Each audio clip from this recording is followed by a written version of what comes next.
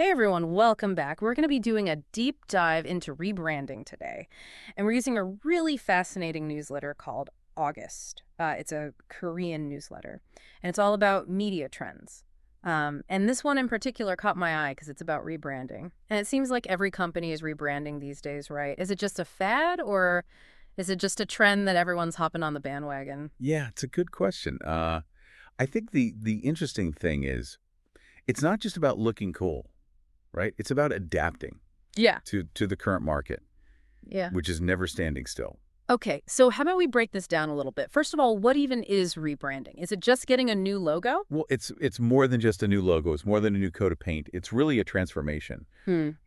It's aligning your image with a new Mm. message and Even a new target right. audience. And the newsletter gives a good example of this. Innisfree, which is a Korean cosmetics brand, and they just like completely overhauled their image. They got rid of their model who they'd had for a long time, and they brought in all these new faces. There's a big change. Yeah. Yeah. So why are companies doing this? What is the reason? I think it's one of two things usually. Mm. Either the company's image has become stale Mm. and it needs to be refreshed, or the market has changed so much Mm. that they have to adapt to stay relevant. So it could even be both of those things at the same time. It could be both for sure. I mean, think about the internet, right? Like when the internet came around, it totally revolutionized the way we shop. And then smartphones. Absolutely.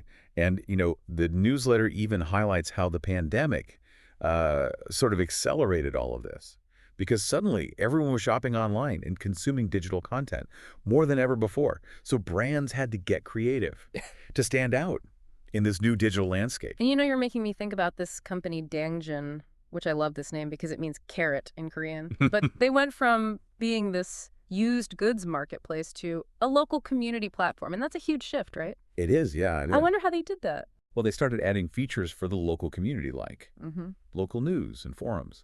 And their marketing totally changed too. They started emphasizing connection and belonging instead of just transactions.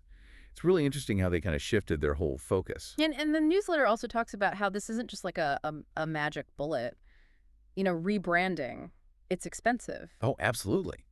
It takes time, resources, money. You have to think about design costs, internal resources, collaborations, the long-term impact on your brand. It's a big investment. It's like renovating a house. You don't just want to slap on some new paint and call it a No. day. You got to make sure the foundation is solid first. You got to make sure that the foundation is solid. So you're saying that if a company just jumps into this without thinking it through, it could actually backfire. Absolutely. Yeah. Sometimes companies get so excited about a new look, they forget to ask the important questions. Like, does this really reflect who we are? Mm. Or will it connect with our customers?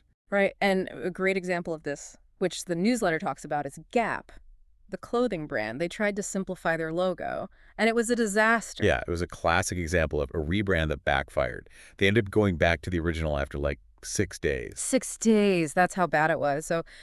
So far, it seems like what we're learning is rebranding can be really powerful, but you can't just jump into it. It's not about changing your logo. It's about something much deeper. Yeah, it's about understanding your brand, Mm. your values, Mm. your customers. It's a strategic process. Yeah. It's not just about aesthetics, Okay. and it's also just the beginning. You have to keep that momentum going Yeah. and deliver on the promises of your new brand. So you have to walk the walk, You basically. can't just talk the talk. All right, well, that's a great place to stop for now. We'll continue our deep dive into rebranding in the next part. But for now, just think about that. Think about what we talked about, and we'll be back soon. Looking forward to it.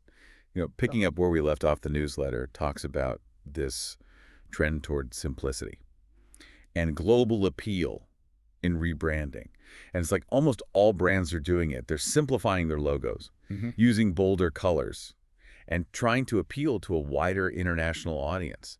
It's really interesting. It is, yeah. It's like there's this unspoken playbook that everyone's following. I mean, just think about the brands that you interact with every day. How many of them have simplified their logos in the past few years? Right, and it's not just about aesthetics. It's really a reflection of how the global marketplace works now. Remember how we talked about how the internet and smartphones changed everything? Yeah, totally. Yeah. Like suddenly it's not just about competing with the store down the street. You're competing with companies on the other side of the world. Exactly, and to be successful in this global digital world, Yeah. brands need to be instantly recognizable and easy to understand across different languages and cultures. So a simple logo that transcends language barriers is key. That's it. And the newsletter actually traces this trend back in time. It all started with the rise of the internet back in the early 2000s. Like the Wild West of the internet. Exactly. All those detailed logos that looked great in print just didn't work on a computer screen. Yeah, like those early websites, Yeah. they were a mess. So companies started simplifying their designs to be more web-friendly. Makes sense. A simpler logo probably helped websites load faster too back then. Definitely. And then smartphones came along in the 2010s, and brands had to adapt all over again. Because now their entire brand had to fit on a tiny screen. Exactly. And with millennials becoming this major consumer group, brands started focusing on streamlined logos to appeal to this tech-savvy generation that valued intuitive design. So it's like brands were constantly trying to keep up with technology. They were. And then boom, the pandemic hits in the 2020s. And it's like everything gets sped up. Oh, yeah. Everyone's online all the time. Mm. And brands are fighting even harder to be seen and heard. So it becomes less about keeping up and more about survival. That's a great way to put it. This push towards simplicity. It's not just a design fad. It's a strategic response to the challenges of the modern marketplace. So it's about cutting through the clutter and grabbing attention quickly. Right. Okay. These minimalist, globally oriented rebrands, they're a reflection of the times we live in. But what happens when every brand starts to look the same? I mean, if everyone's going for this minimalist look, doesn't that make it harder to stand out? That's a great question. And it highlights why having a solid strategy and a deep understanding of your brand identity is so important. Simplicity can be effective, but it's not a guarantee of success. So it's not just about following the crowd. It's about using these trends in a way that's authentic to your brand Exactly. and makes you think about social media. Platforms like Instagram are all about visual appeal. Have they had an impact on rebranding? Oh, absolutely. Social media has definitely amplified this trend toward visual branding. Brands know they need to create content that's eye-catching and shareable. Right. But a successful rebrand needs to go deeper than just a pretty logo. So how do companies strike that balance? How do they make sure their rebrand is both visually appealing and rooted in something more substantial? Well, that's something we'll explore in the next part of our deep dive. We'll talk about aligning your visual identity with your core values, understanding your target audience, and creating a rebrand that's a true reflection of who you are as a brand. Okay, so we've talked about why companies rebrand and this big trend towards simplicity.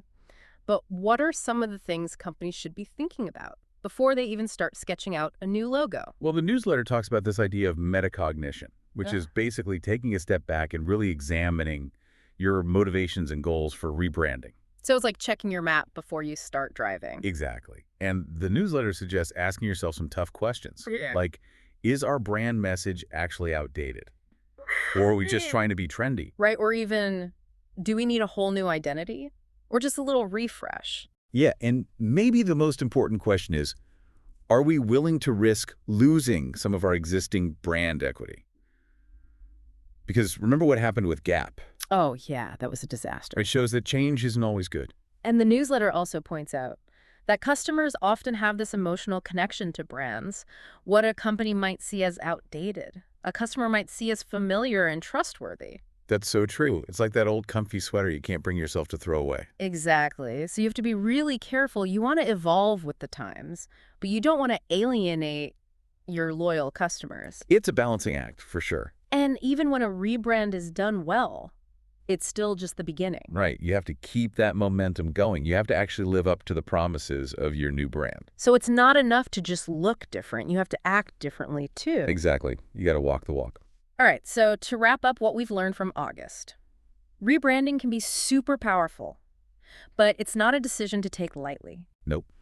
It takes planning and a deep understanding of your brand and a commitment to building a strong, authentic identity. And there's no one right way to do it. Every brand is different. Well, that's all the time we have for today, but I want to leave you with one last thought. What are your predictions for the future of branding? Will we keep seeing this trend towards simplicity? Or are we headed for something completely different? That's a great question. I guess we'll have to wait and see. That's right. Thanks for joining us on this deep dive into the world of rebranding. And until next time, stay curious.